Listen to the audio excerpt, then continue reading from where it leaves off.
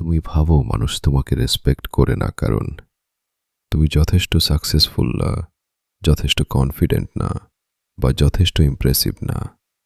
তুমি এটাই বিশ্বাস করো। কিন্তু রেসপেক্ট এভাবে কাজ করে না।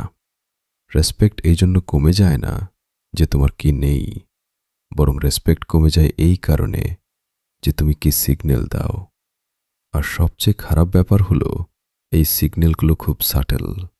তুমি নিজেই বুঝতে পারো না এগুলো কখন হচ্ছে।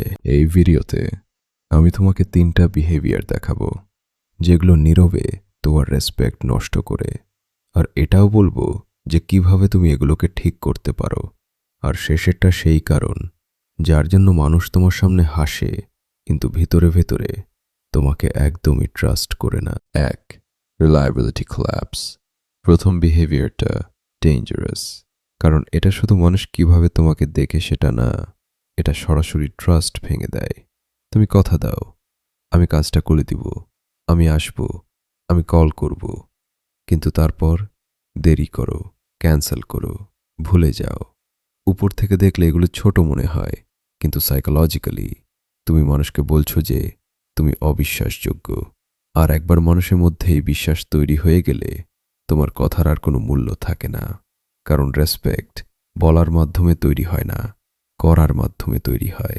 মানুষ তোমাকে এই কারণে জাজ করে না যে তুমি কি প্রমিস করো, তারা জাজ করে তুমি কতটা কথা রাখতে পারো। তাই পরিবর্তনটা কঠিন।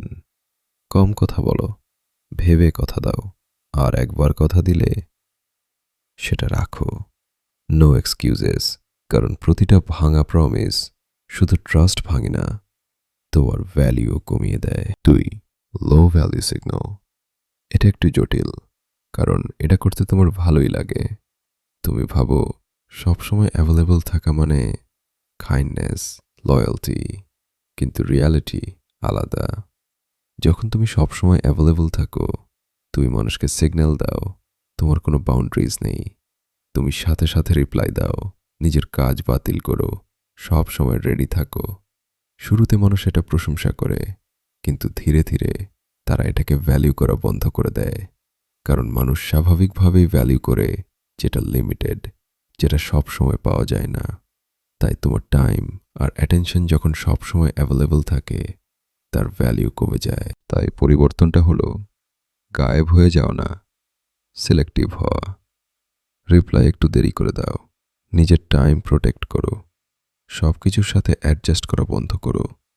মাঝে মাঝে মানুষকে তোমার অ্যাবসেন্স ফিল করতে দাও, কারণ সবসময় অ্যাক্সেস ইকুয়ালস লো ভ্যালিউ, আর স্ক্যারসিটি ইকুয়ালস রেসপেক্ট। তুমি যদি প্রথম 2টা বিহেভিয়ার দেখো, একটা জিনিস ক্লিয়ার: রেসপেক্ট ইমপ্রেসিভ হওয়ার উপর ডিপেন্ড করে না। রেসপেক্ট ডিপেন্ড করে তুমি কতটা বিশ্বাসযোগ্য। কিন্তু তৃতীয়টা এমন কিছু যেটা মানুষকে শুধু রেসপেক্ট না, রেপুটেশনও হারাতে বাধ্য করে। 3. Trust distraction.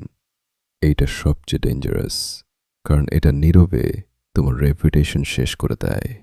তুমি ভাবো অন্যদের নিয়ে কথা বলা মানে কানেকশন বাড়ানো, ওপিনিয়ন দেওয়া, মানুষের বিষয়ে সমালোচনা করা। সেই মুহূর্তে মনে হয় বন্ডিং হচ্ছে, কিন্তু ভিতরে ভিতরে অন্য কিছু হয়। সামনের মানুষ ভাবে এই যদি অন্যদের নিয়ে এভাবে কথা বলে তাহলে আমার বিষয়েও বলবে, আর এটাই যে যথেষ্ট। ট্রাস্ট নীরবে ভেঙে যায়, আর ট্রাস্ট চলে গেলে রেসপেক্টও চলে যায়। কারণ রেসপেক্ট তৈরি হয় সেফটির উপর, আর সমালোচনা সেই সেফটিটা নষ্ট করে দেয়। তাই পরিবর্তনটা ক্লিয়ার: অন্যদের নিয়ে সমালোচনা করো না, নিউট্রাল থাকো, টপিক বদলে দাও, না হলে চুপ থাকো। কারণ রেসপেক্ট হারানোর সবচেয়ে দ্রুত উপায় মানুষকে দেখিয়ে দেওয়া যে তোমাকে ট্রাস্ট করা রিস্কি। কুইক রিক্যাপ, আর কমেন্টে জানাও তোমার নাম কি আর কোথা থেকে এই ভিডিওটা দেখছো।